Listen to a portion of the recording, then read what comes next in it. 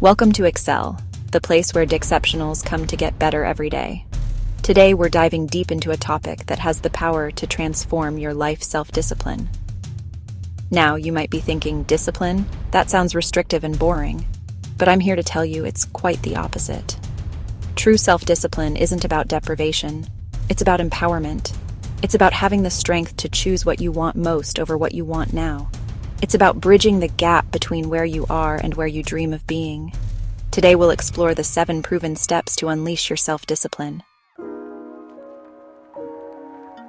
Imagine a ship sailing without a destination. It wanders, at the mercy of the tides. It drifts aimlessly, never knowing where it might end up, and often finds itself in troubled waters. That's what life feels like without a clear purpose. You find yourself at crossroads, unsure of which path to take, and the horizon seems distant and unclear. When we don't have a strong why, it's easy to drift, to get sidetracked by distractions, or to give up when things get tough. We wander through our days, often feeling lost and unfulfilled. But when you know your why, when you have a clear sense of purpose, it becomes your compass, guiding your decisions and fueling your actions. It provides direction and clarity, helping you navigate through life's challenges.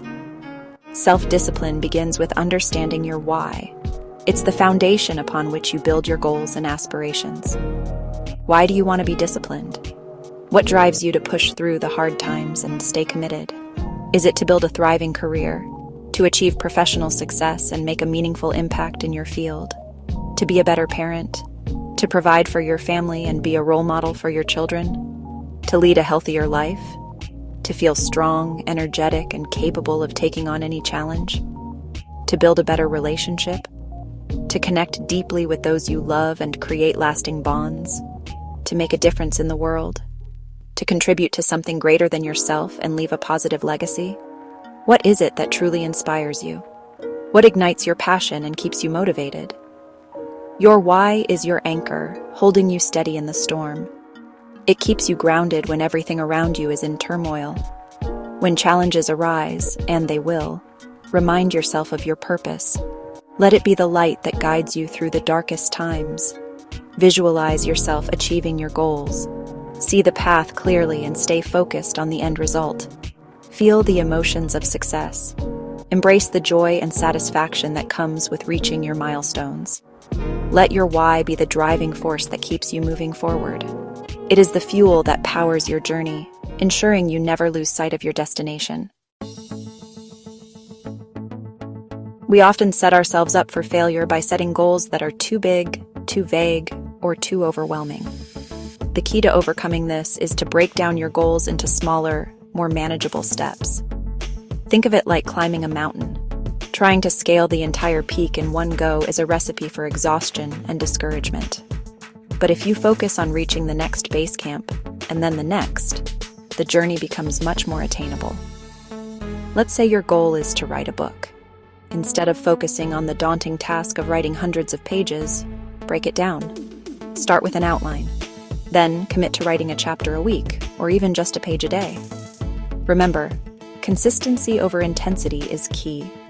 Small, consistent actions compounded over time lead to extraordinary results. Our habits are the building blocks of our lives. They determine our actions, shape our character, and ultimately create our destiny. The good news is, we have the power to choose our habits. Instead of relying solely on willpower, which can fluctuate, focus on building systems that make it easier to make good choices. Start by identifying one small habit you want to develop that aligns with your goals. It could be as simple as drinking a glass of water first thing in the morning, meditating for 5 minutes each day, or reading for 20 minutes before bed. Once you've chosen your habit, make it incredibly easy to start. Lay out your workout clothes the night before, put your book on your bedside table, or set a reminder on your phone. Consistency is key. Aim to repeat your new habit every day, even if it's just for a few minutes. Over time, these small actions will compound, creating lasting change. Chapter 4. Get rid of temptations. Set yourself up for success. We live in a world filled with distractions. From the constant pings of our smartphones to the endless stream of information and entertainment at our fingertips, it's easier than ever to get sidetracked. That's why it's crucial to be proactive in designing an environment that supports your goals. If you're trying to eat healthier, clear your pantry of junk food and stock it with nutritious options. If social media is a time waster, use website blockers or apps that limit your access during work hours. If you find yourself mindlessly scrolling through your phone late at night, put it in another room before bed. Remember, self-discipline isn't about being superhuman, it's about being strategic. By removing temptations and creating an environment that makes it easier to make good choices, you set yourself up for success. Chapter 5. Practice the power of no. In a world that often glorifies busyness and overcommitment, learning to say no is a radical act of self-care. It's about reclaiming your time and energy and making conscious choices that align with your true priorities. Every time you say yes to something, you're saying no to something else. This means that your yeses should be reserved for things that truly matter to you, things that align with your values and long-term goals. Are you saying yes to distractions and no to your goals? It's easy to get caught up in the moment and agree to things that seem urgent but are not important in the grand scheme of things. Are you saying yes to obligations that drain you and no to activities that bring you joy? Reflect on how your commitments make you feel. Do they energize you or leave you feeling depleted? Start by becoming aware of your typical responses. Notice when you're about to say yes out of habit or guilt, and pause to consider if it's truly what you want. Do you tend to say yes out of habit, even when you're already stretched thin? This automatic response can lead to burnout and resentment. Do you struggle to decline requests for fear of disappointing others? Remember, it's not your responsibility to meet everyone's expectations at the expense of your own well-being. Remember, you are not obligated to say yes to every request or invitation that comes your way. It's perfectly acceptable to set boundaries and protect your time.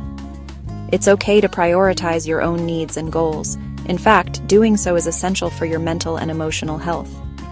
When you decline a request, do so with grace and honesty. Be clear and direct, but also kind and respectful. You don't need to offer elaborate excuses. A simple, straightforward response is often the best approach. A simple, "Thank you for thinking of me, but I'm unable to commit to that right now," is often sufficient. This shows appreciation while also setting a clear boundary. The more you practice saying no to the non-essentials, the more time and energy you'll have to devote to the things that truly matter. This will lead to a more balanced, fulfilling life where you can focus on what brings you joy and satisfaction. Chapter 6. Track your progress, celebrate the journey.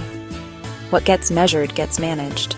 When we track our progress, we gain valuable insights into our habits, identify areas for improvement, and stay motivated on the path toward our goals. Start by choosing a tracking method that works for you. It could be a simple notebook, a spreadsheet, or a habit tracking app. The key is to find a system that you'll actually use consistently. Don't just focus on the end goal, celebrate the small victories along the way. Did you stick to your workout routine all week?